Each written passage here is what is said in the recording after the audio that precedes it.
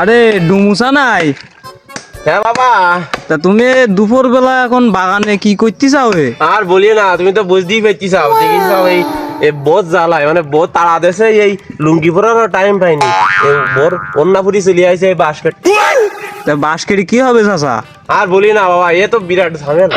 কেন?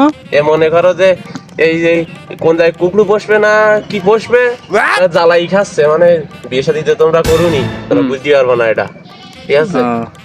বিয়ে শাদী করো তাই বুঝতে পারবা কোনে। তা তুমি বোর বলতে পারতে যে এখন ওই দুপুর বেলা কেউ বাগানে আসে, যদি বাড়া ভূতি মুতি ধরে তাহলে কি হবে না?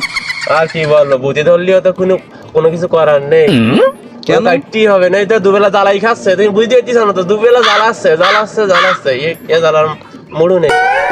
ওর ভূতি ধরলেও ওর কোনো সমস্যা নেই, আমি মরি গেলাম কি বেশি থাকলাম, ওর দেখার কোনো দরকার নেই।